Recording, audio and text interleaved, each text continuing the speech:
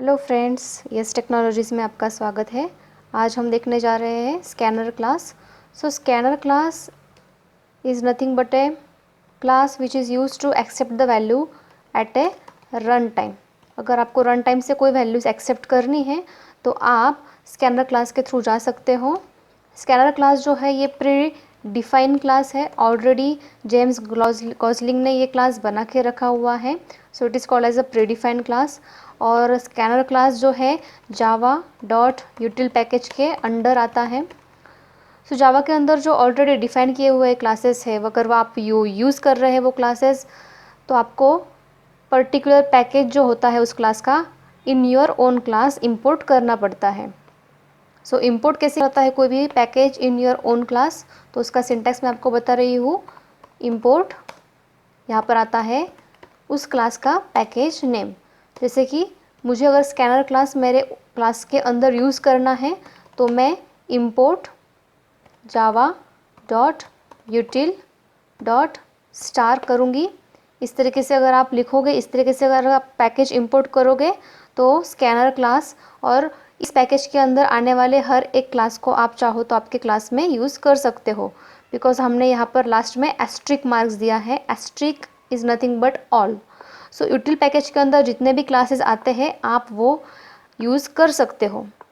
सो आज हम देखने जा रहे हैं स्कैनर क्लास का यूज़। तो चलिए प्रैक्टिकल हम देखते हैं। मैंने यहाँ पर प्रोजेक्ट बना के रखा हुआ है। एसआरसी के अंदर मेरा पैकेज भी क्रिएट है। I am going to create my new class in this package. Class कैसे बना जाता है पैकेज में वो भी हमने देखा है। पैकेज पे right click, new and class.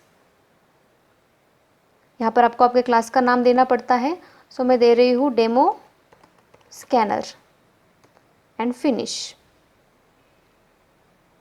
हमेशा एक बात याद रखिए, जो भी प्री डिफाइंड क्लासेस जावा में इनबिल्ट हैं उन क्लासेस का नाम आप अपने क्लास को नहीं दे सकते।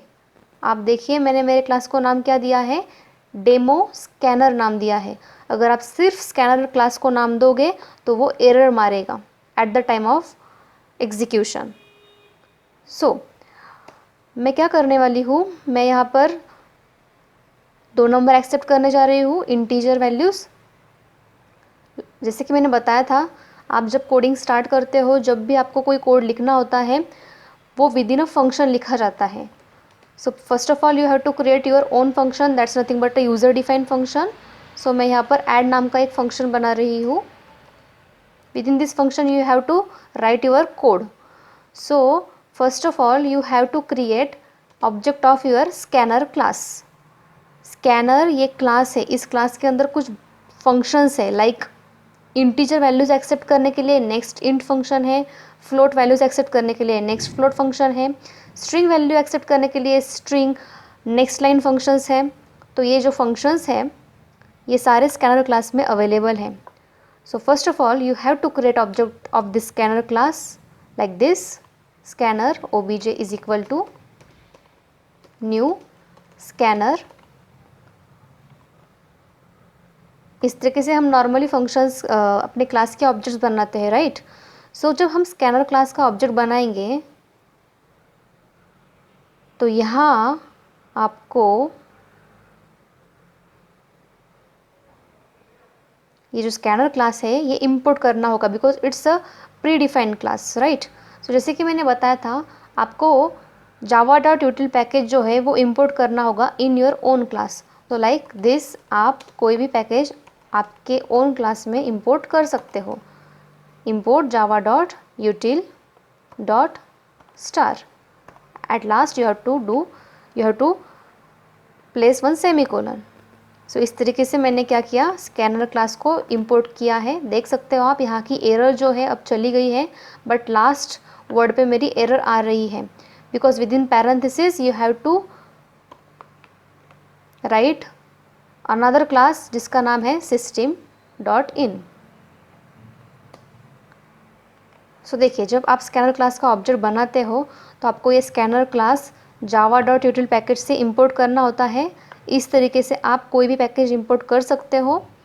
जब स्कैनर क्लास का ऑब्जेक्ट बनाया जाता है तो with in a parenthesis system, ये जो प्री डिफाइंड क्लास है यहाँ पर हमें राइट करना पड़ता है so system is a predefined class, और सिस्टम क्लास के अंदर जो अलग अलग ऑब्जेक्ट्स है वो है इन, आउट, एरर, तो उसमें से मैं यहाँ पर इन ऑब्जेक्ट यूज़ कर रही हूँ।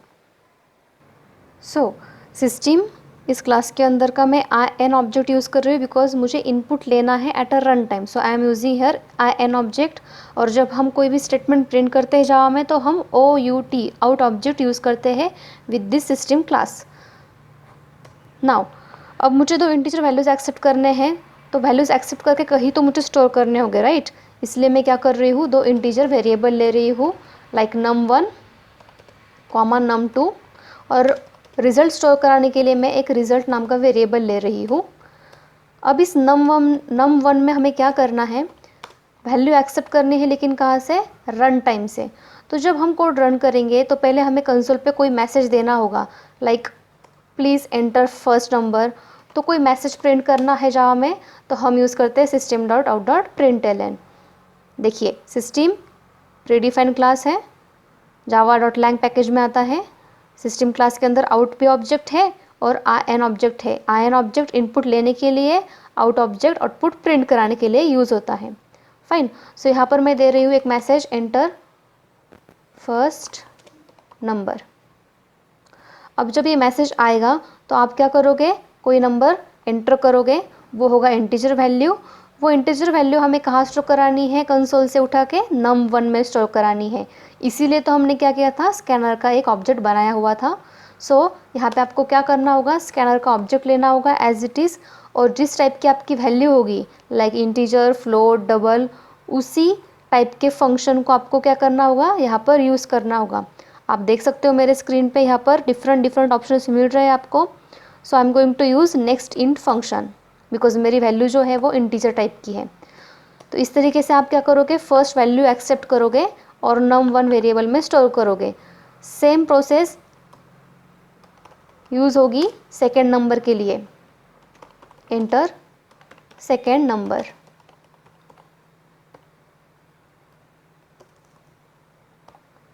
अगेन ये जो सेकेंड नंबर आप कंसोल पे टाइप करोगे वो हमें कहाँ स्टोर करना है, num2 नाम के वेरिएबल में। सो obj.next int। जब num1 में कोई वैल्यू जाएगी एंड num2 में कोई वैल्यू जाएगी तो उन दोनों का एडिशन हमें कहाँ स्टोर कराना है, रिजल्ट में स्टोर कराना है। So result is equal to num1 plus num2। See हमें रिजल्ट इस वेरिएबल में आंसर प्रिंट कराना है, आंसर स्टोर कराना है, और आंसर हमें num1 से और num2 से मिलने वाला है। That's why I am not printing here any message like enter third number, enter result, ऐसा कोई मैसेज मैं यहाँ पर प्रिंट नहीं करा रही हूँ बिकॉज एडिशन जो है मुझे इन दो वेरिएबल से मिलने वाली है। एंड लास्ट में आप यहाँ पर क्या करोगे, प्रिंट मारोगे आपका result. So result is equal to आपका वेरिएबल का नाम।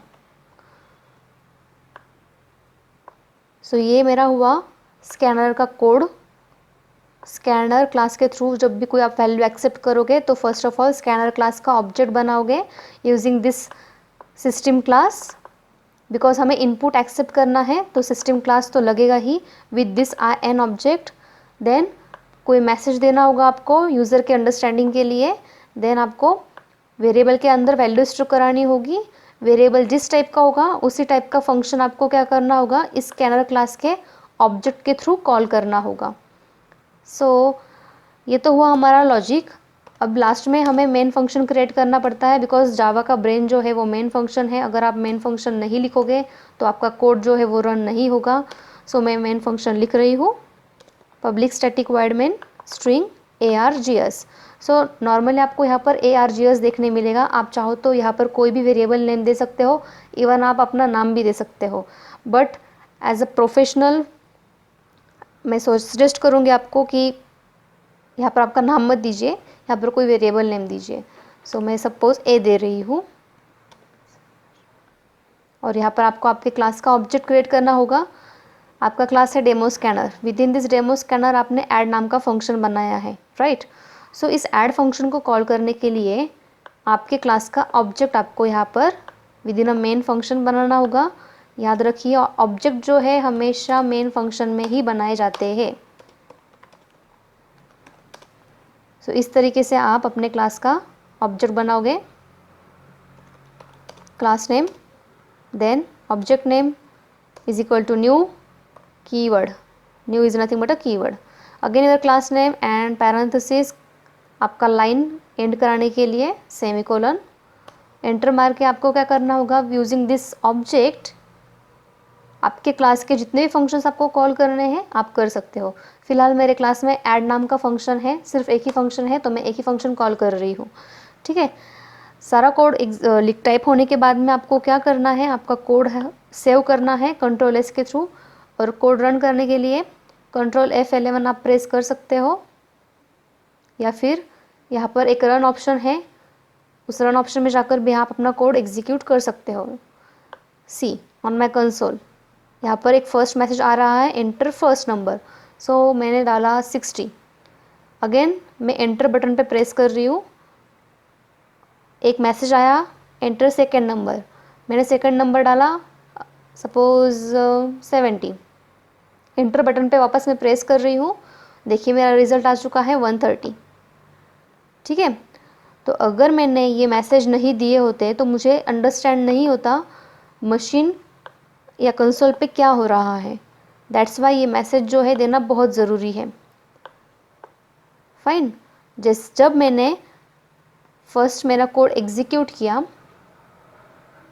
तो JVM है, JVM जो है वो इस मैसेज पे आया, एंटर फर्स्ट नंबर इस मैसेज पे आया, और जब मैंने यहाँ पर कोई वैल्यू एंटर की, अगेन एंटर बटन पे प्रेस किया, तो ये जो 8 इंटीजर वैल्यू है ये कंसोल से उठाकर JVM ने num1 में स्टोर किया। Fine, then at the same time enter second number ये जो मैसेज है वो डिस्प्ले हुआ। अगेन मैंने कोई वैल्यू एंटर की, एंटर बटन पे प्रेस किया, तो ये जो 10 है ये वैल्यू कंसोल से उठाया JVM ने एंड num2 में स्टोर किया। Then result is equal to 10 + 18 होकर आपका जो फाइनल रिजल्ट है वो प्रिंट हुआ आपके कंसोल पे। तो इस तरीके से हमने देखा कि स्कैनर क्लास कैसे वर्क करता है, स्कैनर क्या है, कौन से पैकेज में स्कैनर आता है, पैकेज इंपोर्ट कैसे किया जाता है, मेन फंक्शन कैसे वर्क करता है, मेन फंक्शन में ऑब्जेक्ट किस तरीके से बनाए जाते हैं।